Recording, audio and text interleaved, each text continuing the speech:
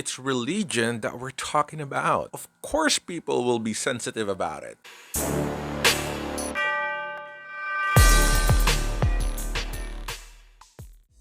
What's up, YouTube? This is your boy G, back in another video. Today we're gonna talk about the season 2 of very popular Indian Netflix original series, Sacred Games, season 2.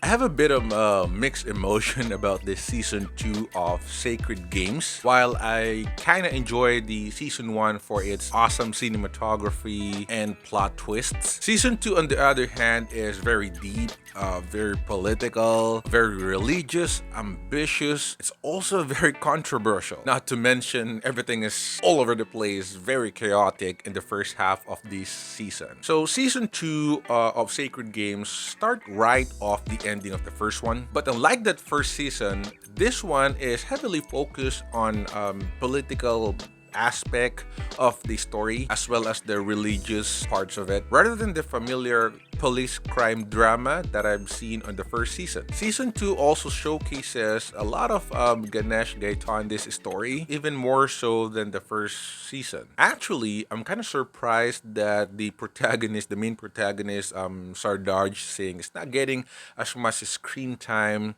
as Ganesh Gaitonde, or as much as he got from the first season. And if he's getting one, it's not important. Some of the scenes are pointless or not that really heavy. Focusing more on Ganesh Gaitonde's story arc though didn't really work for me that much, because I'm already intrigued and fascinated on Ganesh Gaitonde's story arc on the first season, giving us the snippets of his past life, especially his love interest, his love life, and his journey in being the kingpin of Bombay. But on this season, it appears he got demoted big time. He's all over the place, he's saying and doing a lot of pointless and stupid things. He's cursing all the freaking time, like even a curse is not appropriate anymore.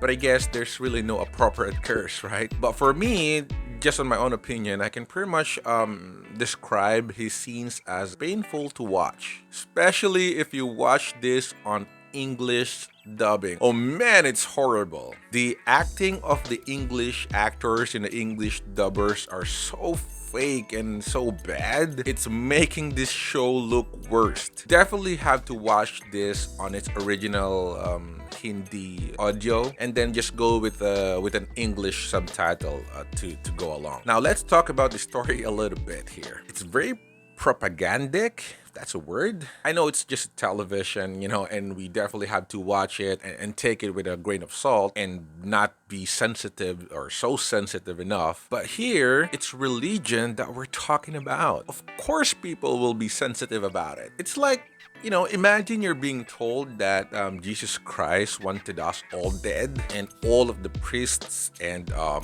nuns and all of those religious sector is planning to bomb the entire Philippines, obliterate everybody else so that they can start anew. It's pretty much like that, it's almost pathetic. That kind of idea of bombing everything else, cleansing the city, might work in Gotham or in the Dark Knight series because it's fictional nonetheless. But here we're tackling a very sensitive story, a very sensitive topic, religion, that even though of course we all know that this show is just fictional, I feel it's kind of unnecessary. The mere fact that Netflix included a waiver in every beginning of each episode, that suggests that they knew that this will definitely offend a lot of Hindus. For example, there's a scene here that Sartaj, our protagonist, threw his kada on the sea.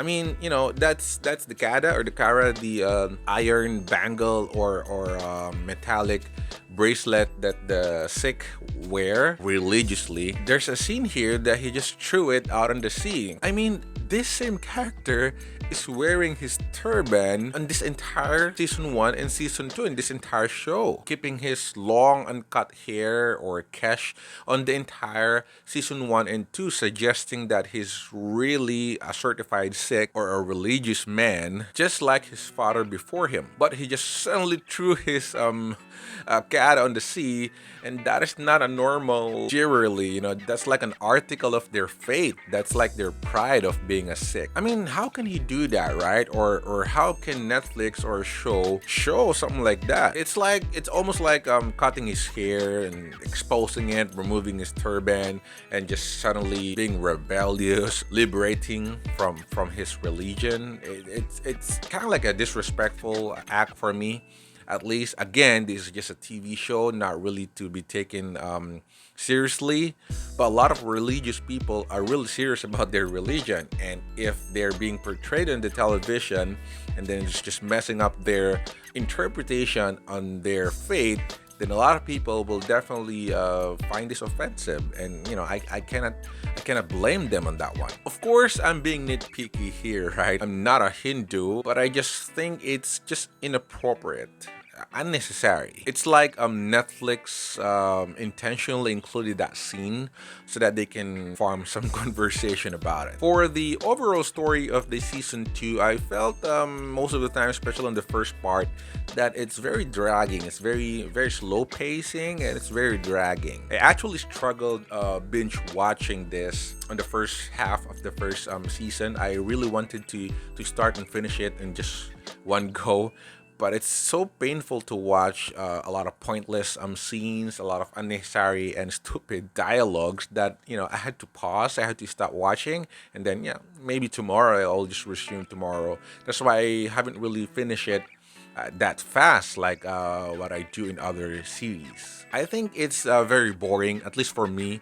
Episode 1, 2, 3, 4, something like that on the first half is very boring, and a lot of times I find it very confusing as well, because the scenes jumps from topic to topic, suddenly breaking my immersion to whatever story they're trying to tell at that point. It's just killing the tension build up, a lot of talking, a lot of unnecessary stuff, a lot of pointless scenes. I believe the entire season, this season 2, could have been delivered in few episodes, like probably 3 or 4 episodes, and it would have delivered the same impact as this, if not a better impact overall. With that said though, the final episode and the final episodes are pretty exciting, and it's really good. I enjoyed it. It started to become clearer, comprehensible, as story arcs are starting to stitch themselves up and building a tension about a certain nuclear bomb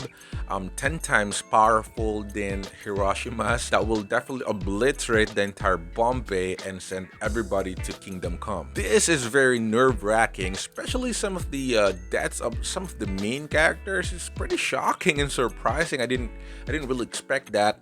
Although definitely the same as the first one, there's also a death on the first episode that I just didn't expect. So it's also happening here in the final episodes. The season finale is so nerve-wracking. It's really so suspenseful. While Sartaj, our protagonist, is trying to defuse the bomb. I know the method is pretty stupid and pretty lame, but it's very nerve-wracking. I'm really on the edge of my seat on that time. And that's hella suspenseful. And it left me with the most cliffhanger season finale that I've seen for quite some time. It's very cliffhanger. I really wanted more. Sacred Games Season 2 gets a 6 out of 10 from me. This is definitely not for all, heck, not even for most people. The English dubbing will outright turn you off, and the slow pacing of the first half is just so painful. But if you have all the time in the world and you're interested in politics and religion combined, then Sacred Games 2 will definitely captivate you and leave you asking for more. That's all for today, guys. Thanks so much for watching. Click the like button below if you like this video. Comment below what are your thoughts about Sacred Games 2. Do you agree on my points that it's kind of like propagandic already, or this a bit too much, focusing on the religion, making it look bad? for the India, or it's just television that we don't really need to take it seriously? What are your thoughts, guys? Go ahead and comment down below. Subscribe to my channel if you haven't subscribed yet. I review a lot of Netflix shows there and some other movies as well. Just go ahead and check my channel and subscribe. But again, thanks so much for watching, and see you on my next one. Peace.